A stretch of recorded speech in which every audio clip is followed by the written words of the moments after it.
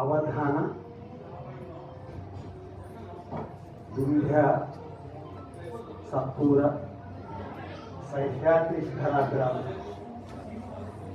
పద్య ప్రబంధ గోదావరి మందాకిని మహానదులు సాహితీ శరావతి నేత్రావతి గోమతి నదులు అందరికీ శుభాభినందనలు ధన్యవాద నమస్తే.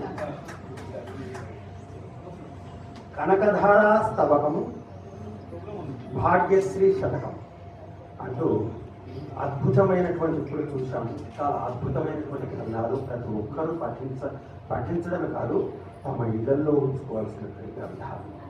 అంత అద్భుతంగా రాశారు. ఒకటి ఆట విలకులు, రెండవది సీసమాలిక. సీసమాలిక అంటేనే సేనాథుడు జ్ఞాపకానికి వస్తాడు. అయితే ఆట వెలది మనకు అందరికీ తెలిసింది, వేమన గారు జ్ఞాపకానికి వస్తారు.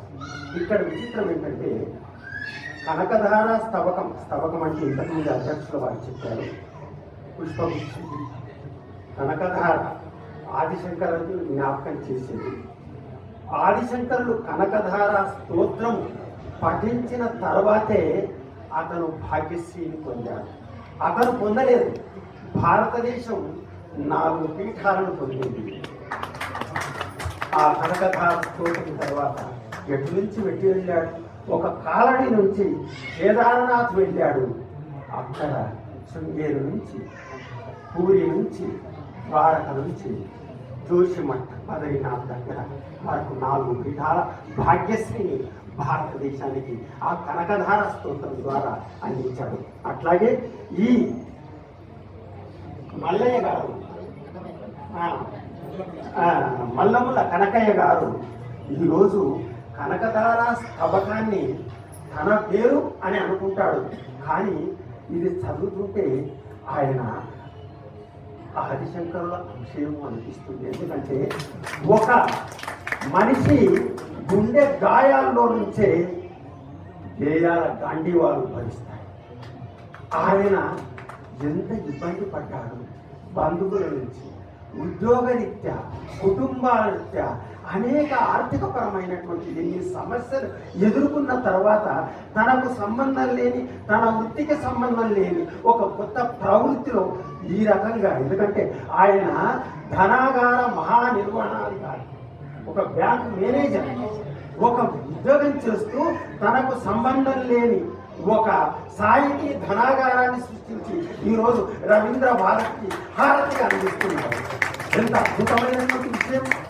అది అందరికీ ఒక కీర్తి కాదు, ఒక స్ఫూర్తిగా నిలిచారు ఆయన. అది మనం నేర్చుకోవాల్సినటువంటి అంశం. వారి నుంచి స్ఫూర్తిగా మనం తీసుకోవాలి. ఇకపోతే కనకధారలో ఆటవలదిలో ఏ రకంగా అయితే వేమన ఈ సమాజంలోని మంచి ఏదైతే అస్తవ్యస్త పరిస్థితుల్ని ఏ రకంగా చీల్చి చెండాడాడో ఇదే విధంగా కనకధారలు కూడా అదే విధంగా ఆశ్చర్యపోయే రీతిలో ఎలా చేసి చెందాడో ఇప్పుడు మొత్తం చదివే ఓపికలు చూడండి. నేటి యువత గురించి ఎంత అద్భుతంగా చెప్తున్నాడు. నేటి యువత నీతి నియమాలు వదిలేసి రోడ్డు పైన తిరుగు రోమిలోనే అచ్చు వేసి వదలు ఆంబోతుల విధము ఆడువారి వెంట నడుగుతుంది. స్త్రీలోనులై తమ యొక్క గమ్యాన్ని, లక్ష్యాన్ని మర్చిపోయి ఏ రకంగా తిరుగుతున్నారు. చదువు సంధ్యలన్నీ చాలించి తిరిగేరు. సిగ్గు శరము విడిచి చిందులేసి సందు గొందులందు సాని కొంపలలోన మురికి నీట అంది తిరిగినట్టు. ఎంత బాధ ఉంటే సమాజాన్ని ఎంత పరిశోధన చేస్తే అట్లాగే వేమన నాకు ఎందుకు ఆయన అభినవ వేమన అనిపిస్తున్నారు. వేమన కూడా సమాజాన్ని చీచి చెందాల్సిన విధంగా ఏది ఆటగాళ్ళకి పద్యాలు చెప్పారు. పితరులను తలపోసి పిండములను చేసి పితరులను తలపోసి కాకులకు పెట్టు గాడిద కొడుకులారా బియ్యి తినడి కాకి పితరుడు ఎట్లా అయ్యరా విశ్వదాభిరామ వినలేమ అన్నాడు. అదే రకంగా అనేకమైనటువంటి పద్యాలు సమాజంలో పరిశీలించి చేసి చెందాడు. సమాజానికి ఒక సందేశాన్ని ఇచ్చి చివరికి ఏం చేశాడు? దాన్ని భాగ్యశ్రీగా మనకు అందించాడు. చివరగా నేను చెప్పేది ఏంటంటే తెలంగాణలో ఒక సంప్రదాయం ఉంది. తల్లిదండ్రుల పేర్లు ఒకటైతే అదృష్టం అంటారు. ఆ ఒక్కటైన పేరు దంపతులు ఎవరైతే ఉంటారో, ఎవరైతే ఒంట నలతగా ఉంటుందో, ఇంట్లో కలతగా ఉంటుందో, ఆ దంపతుల స్పర్శ ఆశీస్సులు తీసుకోమంటారు. తగ్గుతుందని ఒక నమ్మకం ఉంది.